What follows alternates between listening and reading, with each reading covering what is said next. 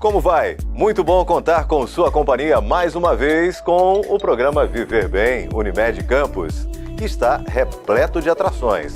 Na série Nutrição nos Ciclos da Vida, depois de acompanharmos a alimentação pré-escolar, hoje a gente confere a alimentação na fase escolar dos 4 aos 11 anos de idade.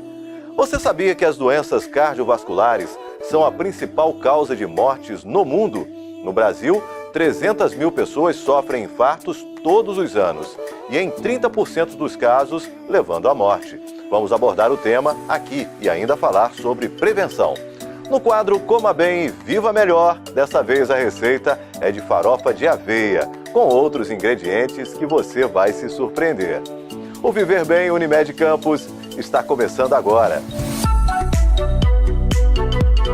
É chegada a hora de colocar o seu filho na escola. Dentre as preocupações naturais dessa nova etapa está o cuidado com o que ele vai comer. Vamos ao 4º episódio da nossa série sobre nutrição nos ciclos da vida. Alimentação na fase escolar, dos 4 aos 11 anos de idade. Olá! Dando continuidade ao nosso quadro sobre nutrição nos ciclos da vida, hoje nós vamos falar sobre a alimentação na fase escolar, que compreende os 4 aos 11 anos de idade. Com essa idade, o seu filho tem uma maior capacidade de entendimento e compreensão sobre o que é uma alimentação saudável. Por isso, continue estimulando hábitos saudáveis, informando sobre os benefícios das frutas, verduras e legumes e alertando para alguns alimentos que não devem ser consumidos em excesso porque podem fazer mal à sua saúde. O primeiro passo nesse momento é verificar se a escola oferece alimentação. Se ela oferecer, verifique o sistema adotado por ela. Observe se os cardápios oferecem opções de frutas, verduras e legumes nas refeições, se contém alimentos industrializados em excesso, o que não é recomendado, e se ele tem supervisão de um nutricionista. Caso encontre algum erro, opine sobre as mudanças que podem ser realizadas. Se a escola não oferece alimentação, cabe a você os cuidados na hora de ofertar os lanches ao seu filho. As recomendações nutricionais são as mesmas para a alimentação realizada em casa.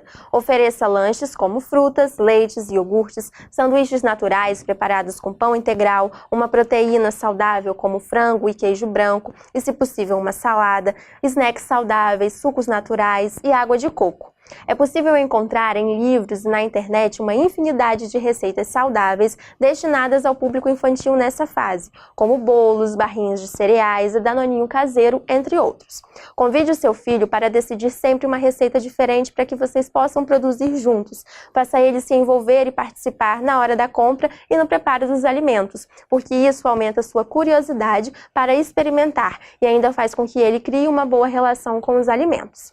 Se você se preocupou até agora em oferecer uma alimentação saudável para o seu filho, é natural que também se preocupe com o lanche dos coleguinhas, que agora o seu filho vai passar a conviver com eles e é provável que estimule a curiosidade para experimentar os alimentos que ele ainda não conhece. Caso isso aconteça, não proíba o seu filho de comer, porque isso pode aumentar o seu estímulo para experimentar.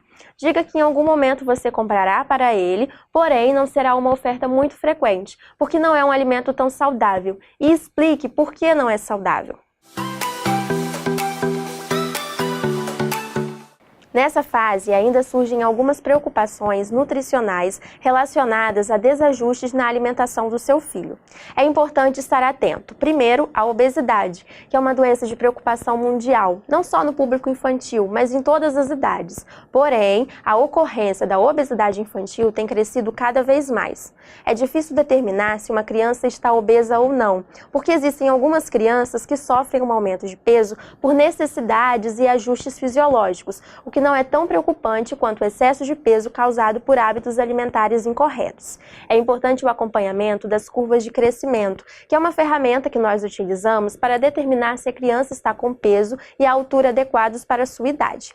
Caso o excesso de peso seja confirmado, é importante o acompanhamento de um nutricionista, preferencialmente especializado na área materno-infantil, que irá fazer os ajustes necessários na dieta para promover a perda de peso necessária.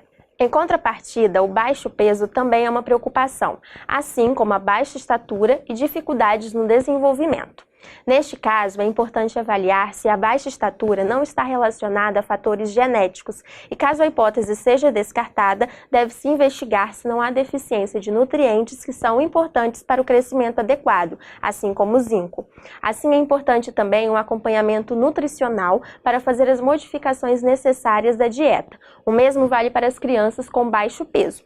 As deficiências de nutrientes também são importantes. Ferro e vitamina A são alguns exemplos. A deficiência de ferro pode causar a anemia, que está relacionada a dificuldades no aprendizado escolar. Já a carência de vitamina A pode gerar problemas oculares e baixa imunidade, o que pode deixar o seu filho suscetível a infecções.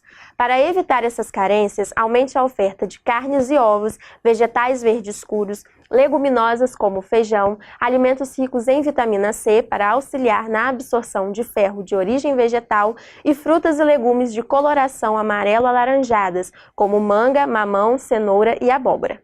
Essas foram as dicas para o seu filho que está na fase escolar. No próximo programa, dando continuidade ao nosso quadro sobre nutrição nos ciclos da vida, nós vamos falar sobre alimentação na adolescência. Até lá! Na nossa sala de entrevistas, estamos recebendo o médico cardiologista Tadeu Batista Pinheiro, que vai falar conosco sobre os cuidados com o coração e as doenças correlatas. Também conosco o nosso consultor de saúde, o Dr. Paulo Irano.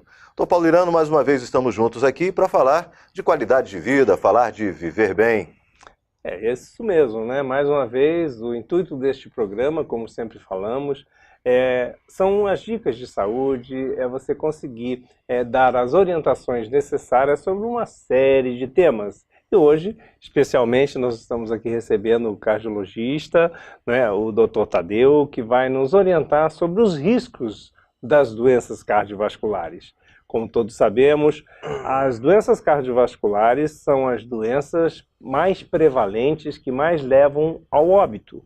Então, você que é hipertenso, você que tem problemas do coração, como angina, sempre haverá um risco de evoluir para o infarto ou então para um derrame cerebral. E é isso que nós vamos conversar com o Dr. Tadeu. Dr. Tadeu, quais são as orientações importantes sobre esses temas, dos riscos em geral, das doenças cardiovasculares, que o senhor pode falar aqui para a gente e para os nossos espectadores? A gente falando em doenças cardiovasculares, a gente está falando de um assunto que praticamente tem uma mortalidade comparado a qualquer guerra que a gente já teve na nossa humanidade. Ninguém interna tanto, ninguém mata tanto, ninguém mutila tanto quanto as doenças do coração. Infarto, hipertensão, diabetes, colesterol alto, enfim. É uma verdadeira guerra que a gente vive e os reflexos estão aí nos nossos hospitais. São pessoas toda hora internando com pressão alta, internando com AVC, internando com infarto.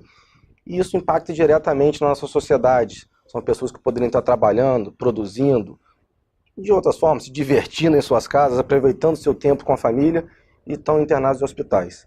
Então a gente espera hoje nesse bate-papo aqui poder esclarecer as pessoas um pouquinho sobre como é importante eu ter uma alimentação saudável, estar tendo um acompanhamento com o seu cardiologista, com o seu médico de forma rotineira, fazer uma atividade física, ou seja, como é o intuito nosso aqui, orientar as pessoas a poder viver bem no seu dia a dia.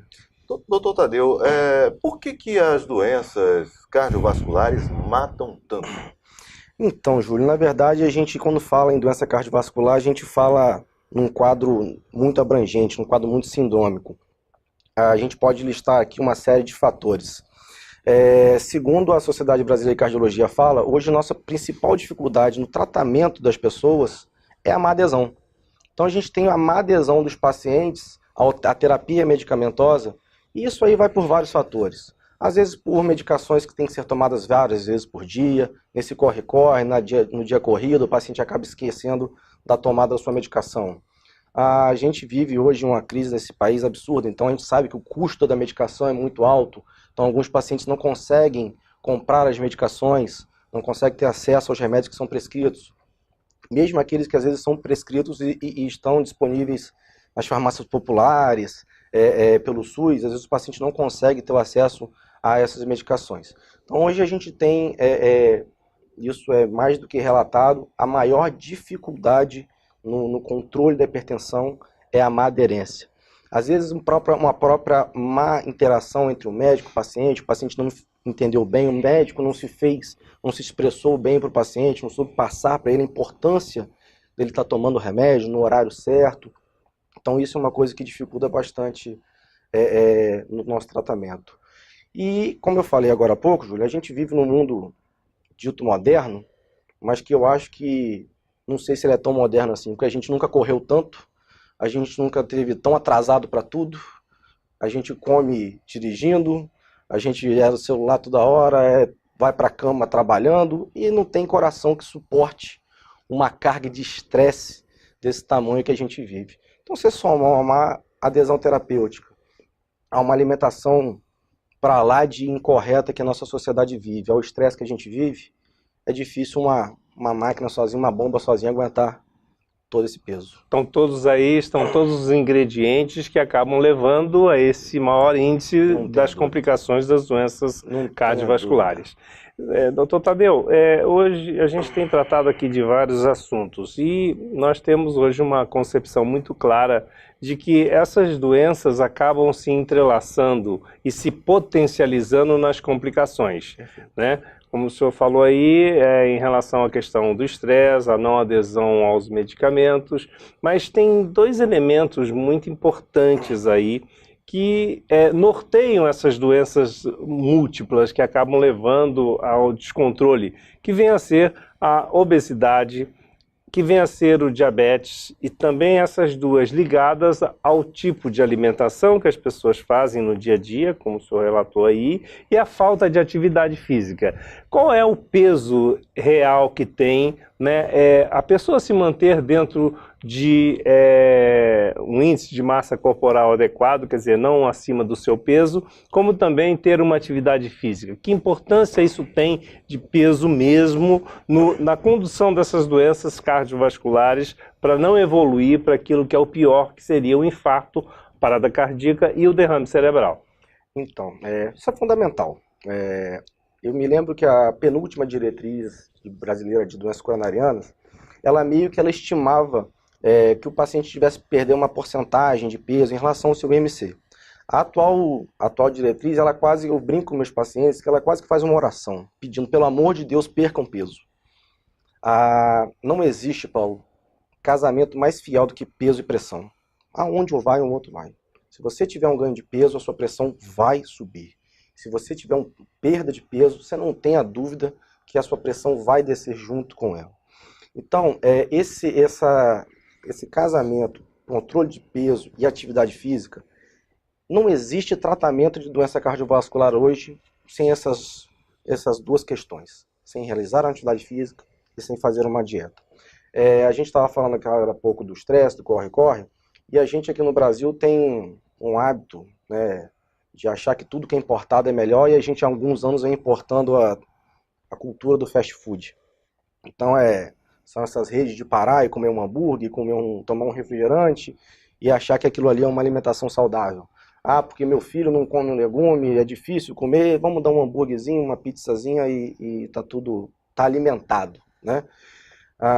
Aqui em Campos especificamente, na nossa região, esse fast food, ele é acrescido de um veneno que eu poucas vezes vi em qualquer lugar no mundo, que são essas maioneses caseiras. Aquilo ali é brincar de roleta russa. Aquilo ali é querer realmente maltratar o coração de uma forma impensável, porque aquilo é gordura insaturada pura. Então não tem como pensar em alimentação saudável com esse estilo de vida. Mudando um pouco para a atividade física, o que a gente na cardiologia orienta os pacientes é que tenham pelo menos de 30 a 40 minutos 4 vezes por semana.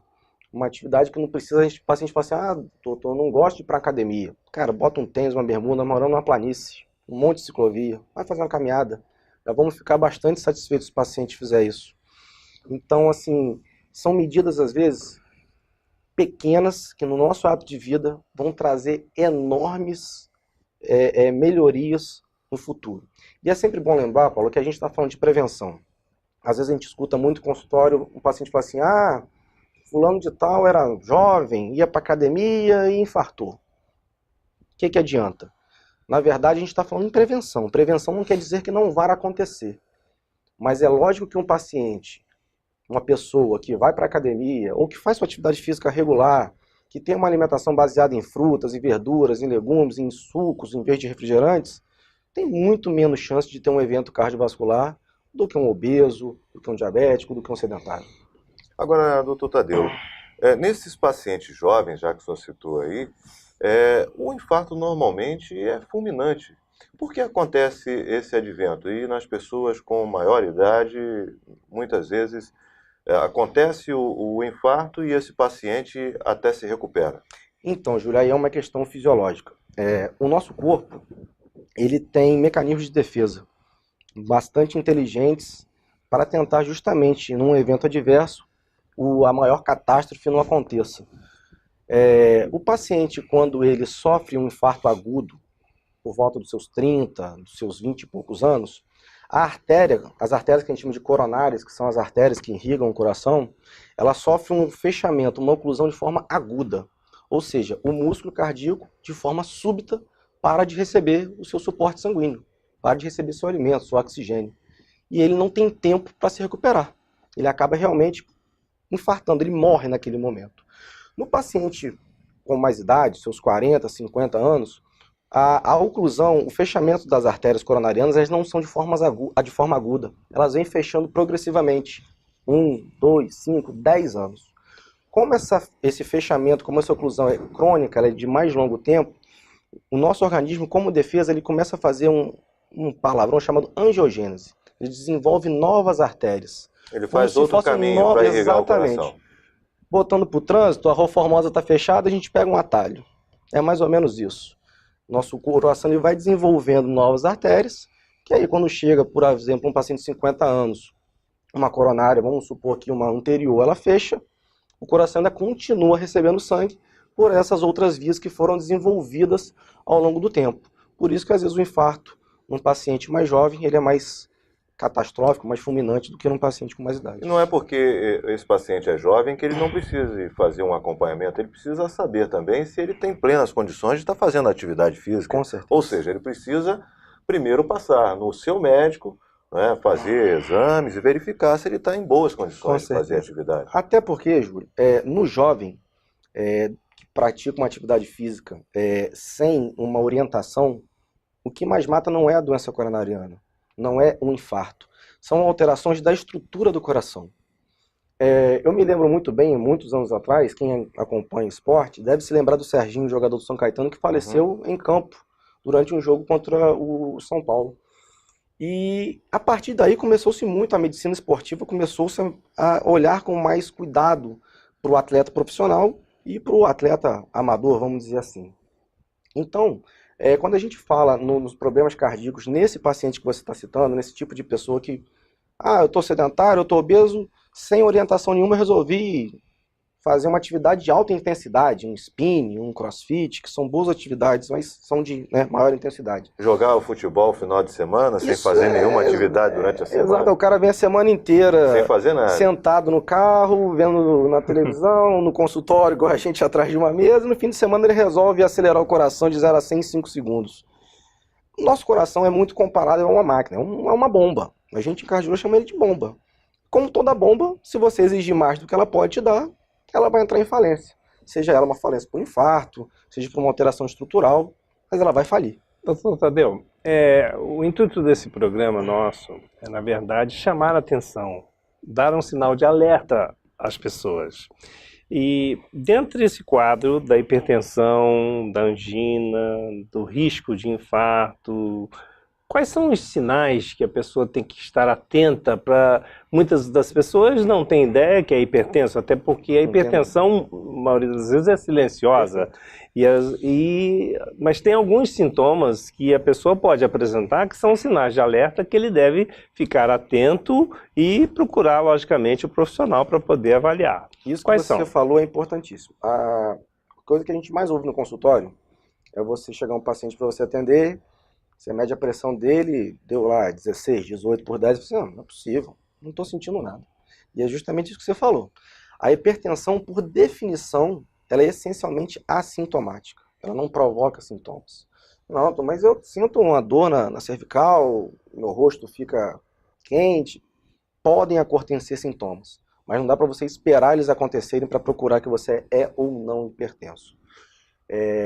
Da questão da angina, a gente vê muito também, a gente já comentou, a gente no nosso peito, o coração não é o único órgão, a gente tem nosso esôfago, musculatura, osso, então outras coisas podem dar dor no peito. A dor anginosa, ela tem por característica ser uma dor opressiva. É como se alguém estivesse empurrando o seu peito contra a parede, fazendo um peso contra o seu peito. Geralmente ela pode dar irradiações, principalmente para o braço esquerdo, começar a sentir um formigamento, uma dormência, e para a região da mandíbula. São os principais sintomas de angina. Eu costumo orientar muito meus pacientes que às vezes chegam no consultório com algum tipo de dor no peito e ficam um pouco aflitos, achando que pode ser ou não uma angina. E a primeira coisa que eu falo é assim, aperta o peito, faça uma compressão. A dor torácica cardíaca dificilmente vai piorar só com você apertando o seu peito. Se você apertou o seu peito, aquilo ali piorou, você localizou a dor, ela não está irradiando, aquilo ali fala muito mais a favor de uma dor muscular, de uma dor óssea. Ao contrário de que você apertou, não, aqui dói, apertou, não está doendo, não estou conseguindo respirar, minha respiração está difícil, a dor está piorando, está progredindo, aí a gente já está falando mais em sintomas basicamente do coração. E fica aqui um alerta, Paulo,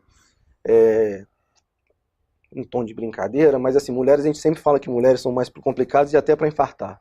Mulheres, principalmente jovens, como a gente estava falando agora há pouco, dão sintomas muito atípicos.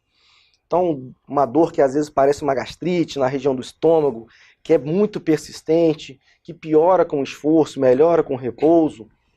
Às vezes, em vez de irradiar para o braço, ela irradia para as costas. Principalmente em mulheres, é bom sempre dar uma passada no cardiologista, dar uma consulta, que o número de mulheres que infartam com sintomas atípicos é muito maior do que o de homens. Doutor Tadeu, muito obrigado pela participação. Doutor Paulo, até a próxima semana. A gente vai para um breve intervalo, voltando já já com o programa Viver Bem, com mais uma receita saudável, uma saborosa farofa. Aguarde!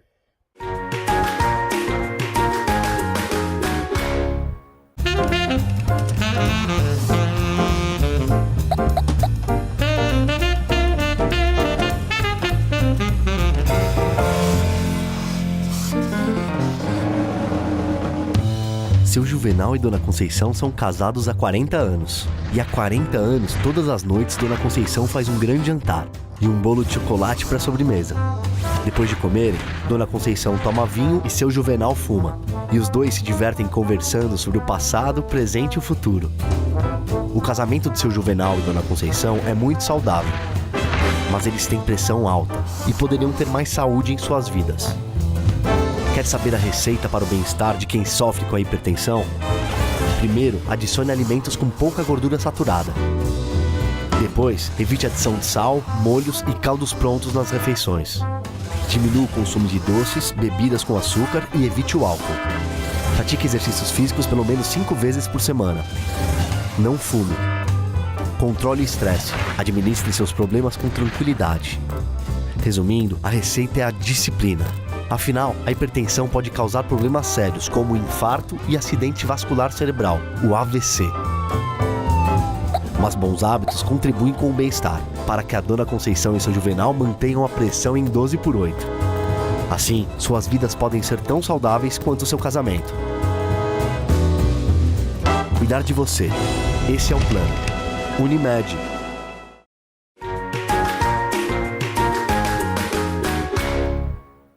Marcando o mês de combate ao tabagismo, a equipe da Medicina Preventiva promoveu uma ação de conscientização no Hospital Unimed Campos. Confira.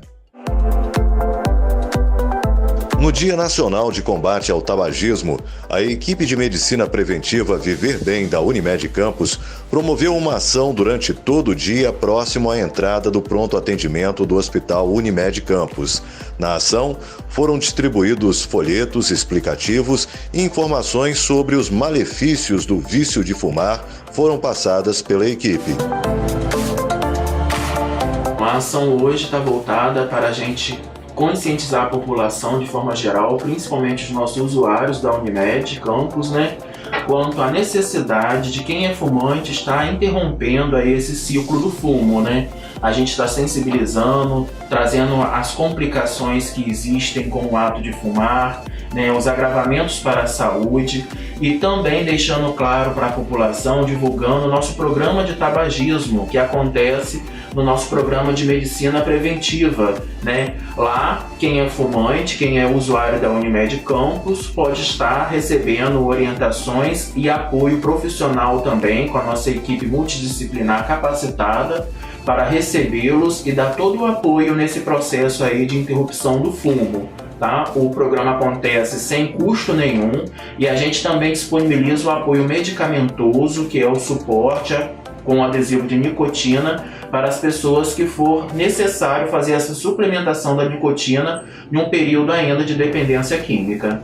Além disso, a equipe captou beneficiários da Unimed Campus interessados em aderir ao grupo antitabagismo. Os benefícios logo começam a aparecer e o mais rápido é a melhora do olfato e do paladar, né? Que o indivíduo consegue melhorar significativamente com 2 dias que ele para de fumar, melhora o olfato e o paladar e ele começa a sentir melhor o cheiro e o sabor dos alimentos. Mas os benefícios são múltiplos, né? O condicionamento físico, melhora a respiração, melhora a capacidade de raciocínio, todo o metabolismo melhora e o indivíduo percebe isso significativamente.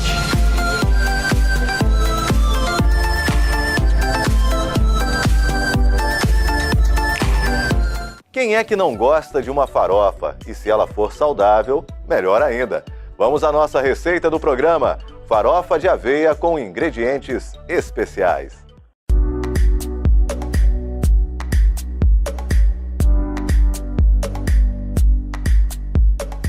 Olá! Hoje você vai aprender a fazer uma farofa preparada de uma maneira diferente para ficar ainda mais saudável. Nós geralmente utilizamos a farinha de mandioca no preparo desse prato que é tão conhecido e adorado pelo público brasileiro. Mas hoje nós vamos utilizar o farelo de aveia para poder aumentar a quantidade de fibras da receita e diminuir o seu valor calórico.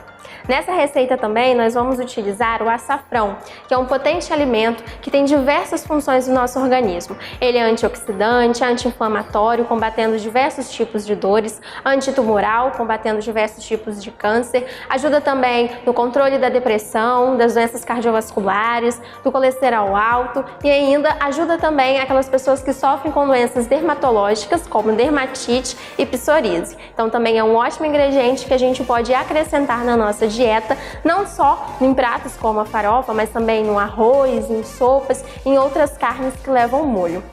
Para essa receita, você vai precisar de 2 xícaras de chá de farelo de aveia, 2 colheres de sopa de azeite, 2 ovos, cerca de meia cebola picada, 2 dentes de alho, 2 colheres de sopa de passas, 1 xícara de cenoura ralada, 1 pitada de açafrão, sal, pimenta do reino e tempero verde a gosto. O primeiro passo para essa nossa receita é nós aquecermos o alho, a cebola e o azeite e preparar uma espécie de refogado.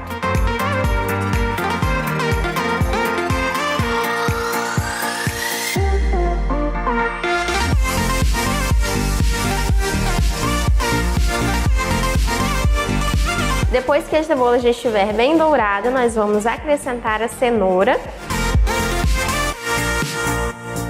Vamos misturar mais um pouco para depois acrescentar o ovo.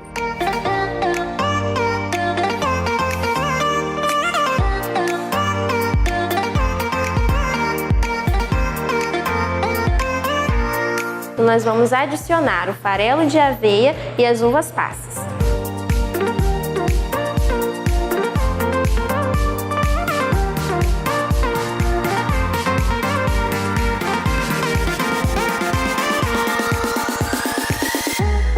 Feito isso, nós já podemos desligar o fogo e acrescentar os demais ingredientes.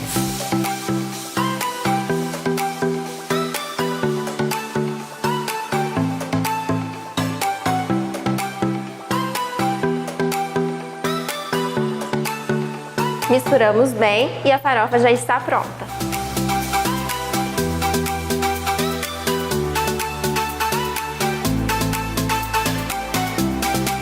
Essa é a nossa receita pronta. No próximo programa você acompanha mais uma receita saudável do nosso quadro. Até lá!